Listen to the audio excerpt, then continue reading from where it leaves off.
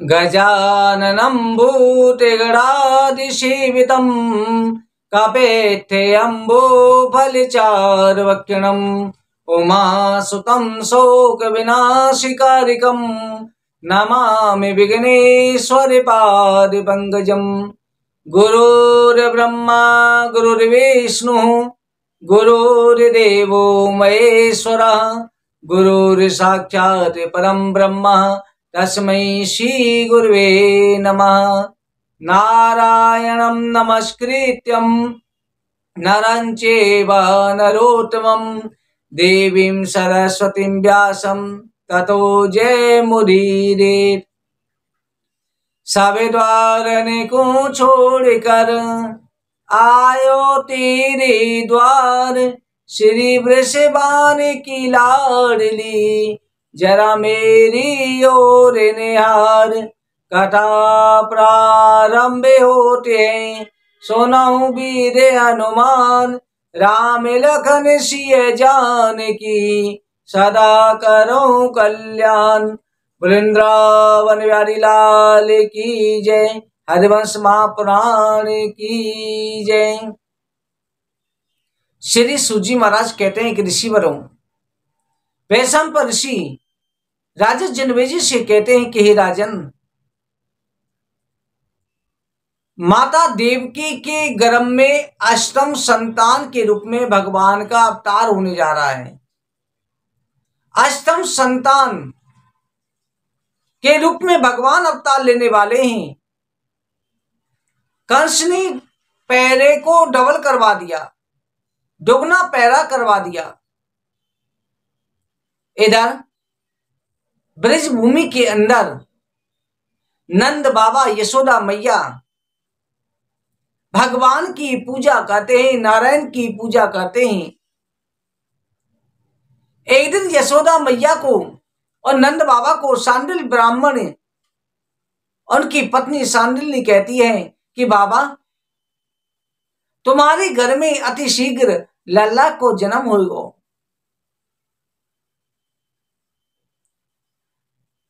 इधर यशोदा मैया नारायण भगवान की सेवा करती रहती हैं। यशोदा मैया के गर्भ में योग माया ने प्रवेश कर लिया है। सभी ब्रजवासी बड़े प्रसन्न हैं। सभी ब्रजवासियों के मन में बड़ी चाहना है कि नंद बाबा की इस आयु में संतान होने का सुख प्राप्त होने जा रहा है। नंद बाबा ब्रज के राजा हैं। इधर माता देवकी के गर्भ में भगवान पधारे। जब भगवान का आगमन हुआ उस समय पर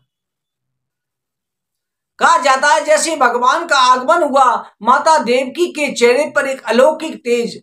भगवान कभी भी गर्भ में नहीं आते, केवल अपनी माया के द्वारा ऐसा लगता है कि गर्भ में है, परंतु परमात्मा कभी गर्भ में नहीं आते।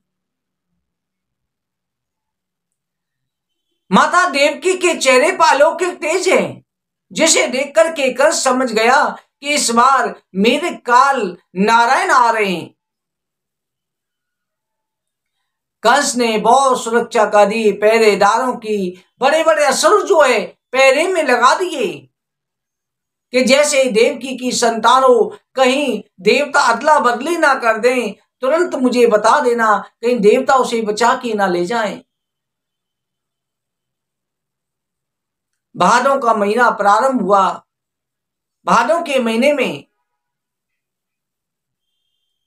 कृष्ण पक्ष अष्टमी तिथि बुधवार रोहिणी नक्षत्र भगवान का अवतार होने जा रहा है। भगवान के अवतार के समय पर सभी देवताओं ने आकर के भगवान की स्तुति करी।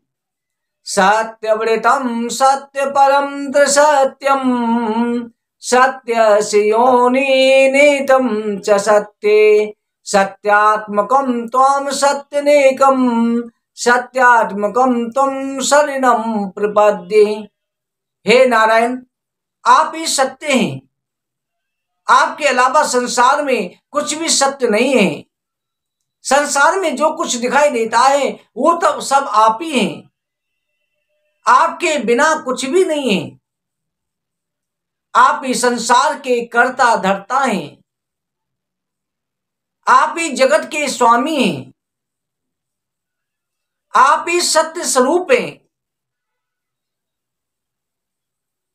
आपके अलावा जड़ इष्टा जंगम सब में जो आप ही व्याप्त हैं। सभी देवता स्तुति करके अपने अपने धाम चले गए, फूलों की वर्षा करी। सतियां आकर के स्तुति करती हैं, हम आदि मध्य ततांत से गुण आप का ही गा रही, करती सदैव नमो नमः, पर पार नाथ न पा रही। सतियां भी स्तुति करके चली गई।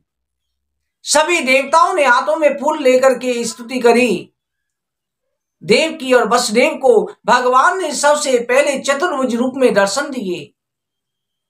भगवान के चतुर्भुज रूप को देख करके माता देवकी और वसुदेव जी अनेक प्रकार से स्तुति कर रहे हैं, हे जगत के स्वामी, आपके दर्शन करने मात्र से हमारा उद्धार हो गया। हे जगत पिता, हमारा बड़ा सौभाग्य है जो आप पुत्र रूप में हमको प्राप्त होने जा रहे हैं। भगवान ने कहा कि हे वसुदेव, हे माता देवकी, तुम्हारे मन में जो भी इच्छा हो, किसी भी तरह की इच्छा है, मुझसे वरदान मांग लो। माता देवकी कहती है कि हे नारायण, आपके इस रूप का दर्शन प्राप्त करके मैंने सब कुछ प्राप्त कर लिया है। अब मैं आपको पुत्र रूप में प्राप्त करना चाहती हूं। भगवान ने कहा, मां, मैं पुत्र रूप में आ रहा हूं, परंतु बाल अवस्था मेरी नंद बाबा यशोदा मैया की यहां पर बीतेगी। युवावस्था में आकर के मैं आपकी सेवा अवश्य करूंगा, क्योंकि तुम्हारी पिछले जन्म की ये इच्छा थी। पिछले जन्म में आप दोनों ने मुझे पुत्र रूप में प्राप्त करने के लिए ही तपस्या करी थी। इधर नंद बाबा यशोदा मैया ने मेरी बाल लीला देखने की इच्छा व्यक्त करी थी। इसलिए मैं जब बालक रूप धारण कर लूं, वसुदेव जी, आप मुझे गोकुल पहुंचा देना। वहां पर मेरी योग माया कन्या के रूप में प्रकट हुई है। उस योग माया को लेकर के चले आना, और 12 वर्ष के बाद में आकर के मैं आपसे मिलूंगा। देव की माता ने कहा, हे प्रभु, आप कृपा करके इस रूप का त्याग करें और बाल रूप धारण करके मेरे पुत्र बन के आ जाए। भगवान ने तथास्तु का मैया, हे पिताजी, आप दोनों ही थोड़ी देर में ये सब कुछ भूल जाओगे। इधर जो देवताओं ने स्तुति करी, आप सभी भी उसी भाव का, उसी रूप का दर्शन करें। आप सभी इस प्रकार से सोचें कि आप स्वयं परमात्मा के सामने खड़े हुए हैं और परमात्मा की स्तुति कर रहे हैं।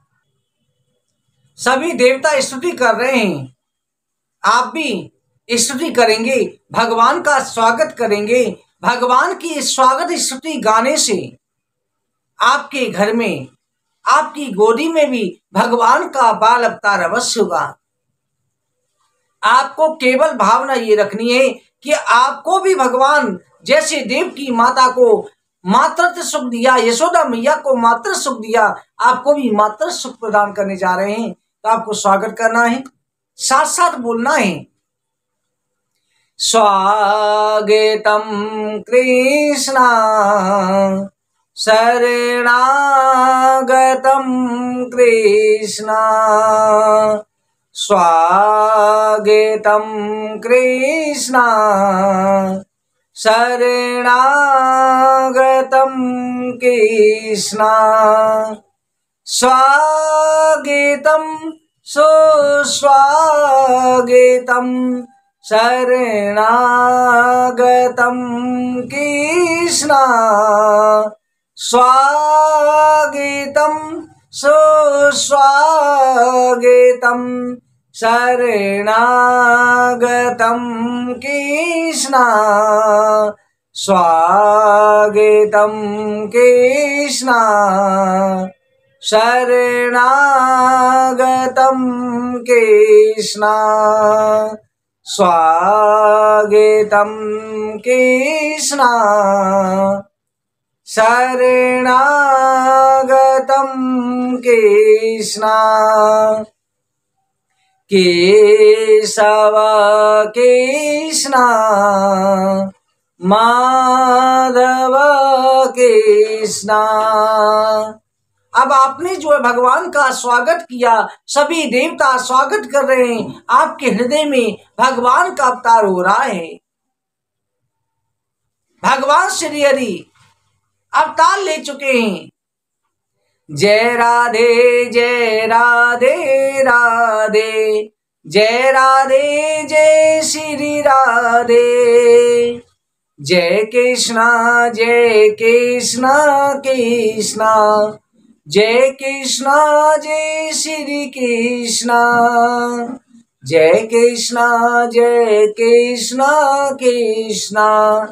जय कृष्णा जय श्री कृष्णा।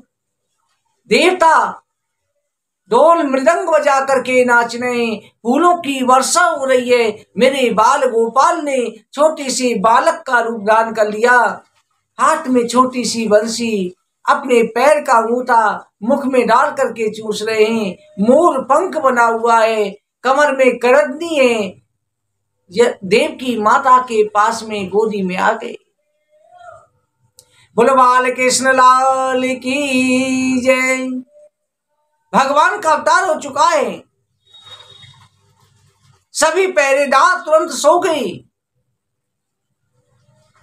योग माया का पर्दा छाया, वसुदेव देव की सब कुछ भूल जाते हैं। देव की माता सो जाती है।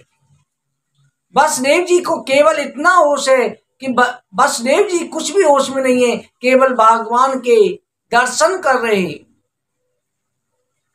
हाथों की हथकड़ी, पैरों की बेड़ियां खुल गई। सभी जेल के दरवाजे ताले टूट के गिर गए, दरवाजे खुल गए। जब भगवान का अवतार होता है, भक्तों भगवान का अवतार होता है, वह माया का बंधन कोई हथकड़ी बेरी रह ही नहीं सकती। कारागार के अंदर, ये हमारा मन रूपी कारागार है, इसमें हमारे कर्म पहरा दे रहे हैं। पाप रूपी हथकड़ी बेरियां पड़ी हुई हैं, जन्म मरण का बंधन है, संसार के तारे हैं, जन्म मरण के बंधन में हम फंसे हुए हैं। अगर हमारे हृदय में परमात्मा का अवतार हो जाएगा, सारे बंधन स्वतः ही खुल जाएंगे। और भगवान का अवतार होता कब है? भगवान का अवतार 12 बजे होता है। 12 बजे भगवान का अवतार होता है। जिस समय पर घंटा मिनट सेकंड की सुई एकाग्र हो जाती है, उस समय भगवान का अवतार होता है। कई भक्तों का प्रश्न आता है, गुरुजी घड़ी का आविष्कार तो हुआ, पहले समय पर कैसे पता चलता था कि 12 ही बजे हैं? भक्तों, पहले समय पर राजा महाराजाओं के महलों पर जाकर के देखो, हमने भी गुरुकुल में देखी है। पहले समय पर पत्थर का एक चकला जैसा होता था, उसके बीच में एक ऊंट बनाई जाती थी और चारों तरफ गिनतियां होती थी। आज भी इसमें होता है, उसमें दिन के अंदर सूरज की छाया और रात के अंदर चंद्रमा की छाया। जितना घड़ी में समय मिनट हो रहे हैं, उतने पे वो परछाई चलती रहती है। छाया के द्वारा जितने बज रहे होंगे, उस जो बीच में जो छाया के लिए एक बटना सा बनाकर के रखा होता है, चौकोर वो पत्थर का टुकड़ा होता है, गोल होता है चाकी जैसा, उसकी छाया वहीं पर जाती है। 1 सेकंड कम ना ज्यादा उसका इतना होता है। बिना सेल के, बिना बिजली के चलने वाली घड़ी होती थी। ये एक प्रत्यक्ष प्रमाण था। ये सारा शास्त्र हमारे जो भी आज विमान बनाए जा रहे हैं, बिजली बनाई जा रही है, सभी चरक संहिता से आए। चरक संहिता पढ़ के तो देखो, उसमें हर प्रकार की जानकारी है। विज्ञानक उसी से आगे बढ़े हैं। ग्रंथों में सारा सार है। कौन सा ग्रह कहां पर कितनी हजार किलोमीटर है, कितनी दूरी पर है, उसका प्रमाण। मंगल पर लाल मिट्टी है, उसका प्रमाण। सब कुछ पहले से हमारे ग्रंथों में।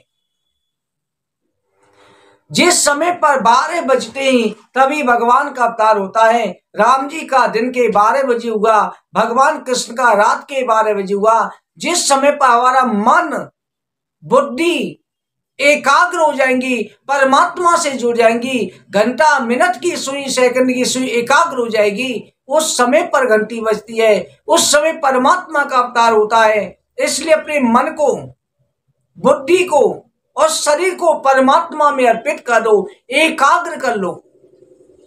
ये नहीं कि माला फेरत जुग भया, फिरा न मन का फेर, कर का कन का डाल दे, मन का फेर।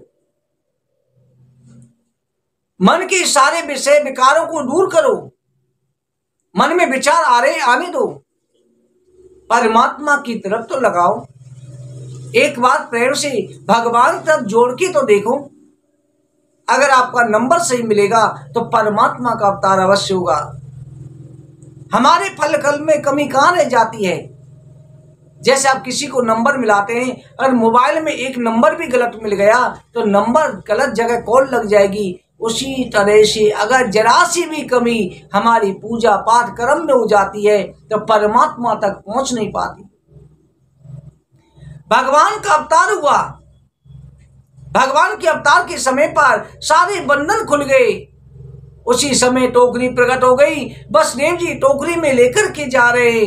आज देखो कितना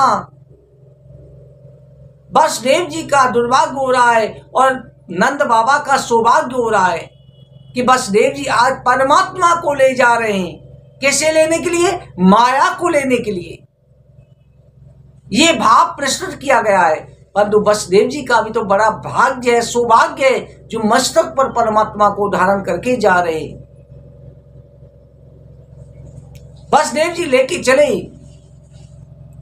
आज तो मेघों ने कहा कि श्याम सुंदर का वरण हमारे जैसा है। मेघ भी रिम झिम करके बारिश करने लग रहे। मेघों ने भी बरसाना शुरू कर दिया, बारिश रिमझिम कर रही है। इधर बलराम जी ने देखा, बलराम जी का जन्म हुआ था, अवतार हुआ था। बलराम जी ने आंखें नहीं खोली थी, जब कृष्ण पहुंच गए थे तब आंखें खोली थी। बलराम जी ने देखा कि मेरे इष्ट आ रहे हैं, मेरे स्वामी आ रहे हैं। बलराम जी पीछे से शेषनाग बन के छाया कर ली। आज पृथ्वी बड़ी हर्षित हो रही है कि मेरे प्राण प्राणेश्वर आ रहे हैं। पृथ्वी में फूल खिल गए बिना ऋतुओं के। पृथ्वी में सभी तरह के ऋतुओं के फल फूल एक साथ खिल गए। चारों तरफ सुंदर वातावरण, ग्रहों की स्थिति अनुकूल हो गई। वसुदेव जी लेके चले। रास्ते में जमुना जी हैं। जमुना जी ने देखा कि मेरे अधीश्वर आ रहे, मेरे प्राणनाथ आ रहे हैं। आज यमुना जी उमड़ने लगी कि मैं अपने स्वामी के चरण दर्शन करूंगी। वसुदेव जी के थोड़ी तक यमुना जी आ गई, गर्दन से ऊपर निकल गई। वसुदेव जी ने भयभीत होकर के सोचा क्या किया जाए। प्रभु का ध्यान किया। भगवान ने देखा बाबा भयभीत हो रहे, चरण लटका दिए। यमुना जी ने चरण धोए, स्वामी आज मेरा बड़ा सौभाग्य है। इसी दिन की मुझे प्रतीक्षा थी। भगवान ने कहा देवी चिंता ना करो, मैं तुम्हारे किनारे पे आके तो लीला करूंगा। मेरी सारी बाल लीलाओं का आनंद तुम प्राप्त करोगी। और जब मैं युवावस्था को प्राप्त करूंगा, द्वारकाधीश बनूंगा, तब मेरी पटरानी भी तुम बनोगी। मैं तुम्हारा महत्व तो बहुत बढ़ा दूंगा। यमुना जी ने रास्ता दे दिया। वसुदेव जी लेकर के गए, जाकर के पहुंचे। इधर जो है पूरे ब्रजवासी सो रहे थे। योग माया का जन्म हुआ है। जहां पर माया आती है वह इंसान सोता है, जब परमात्मा आते हैं वह जागता है। निद्रा भी उस व्यक्ति को ज्यादा आती है जिस पर माया का प्रभाव हो।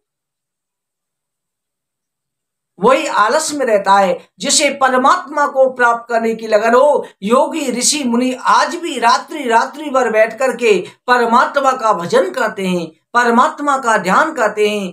आज भक्त और भगवान के मिलन होते हैं। सभी ऋषि मुनि संत रात्रि काल में बैठ करके भगवान का ध्यान करते हैं, एकांत में परमात्मा को ध्याते हैं। माया का प्रभाव उन पर हो नहीं पाता। इसलिए आप भी जो है आलस त्यागो। जन्म जन्मांतरों से आप सोते तो आ रहे हैं, असंख्य जन्म पूरे हो गए, आपकी नींद कभी पूरी नहीं हो रही। जागो, अब भी जागो। समय हाथ से निकल जाएगा, जागने का सौभाग्य प्राप्त नहीं होगा। वसुदेव जी लेकर गए। आज योग माया के प्रभाव से सभी सोए हुए थे। वसुदेव जी ने बाल कृष्ण को यशोदा मैया की बगल में डाला, योग माया को उसी टोकरी में उठा लिया और लेकर के आ गए।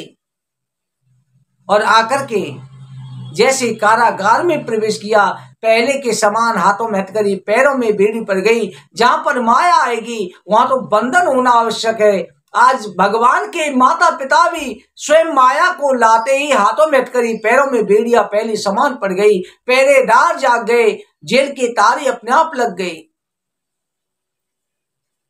इस प्रकार से वसुदेव जी ने भगवान बाल कृष्ण को गोकुल में पहुंचा दिया। भक्तों, कल की कथा में नंदोत्सव की कथा का वर्णन करेंगे। आज की कथा का पर विश्राम करते हैं। आपके घर में भी बाल गोपाल की प्राप्ति हो। कथा सदा होती रहे, सुनऊ वीर हनुमान, राम लखन सिय जानकी, सदा करो कल्याण। वृंदावन बिहारी लाल की जय। जय जय श्री राधे, जय जय श्री राधे, जय जय श्री राधे श्याम।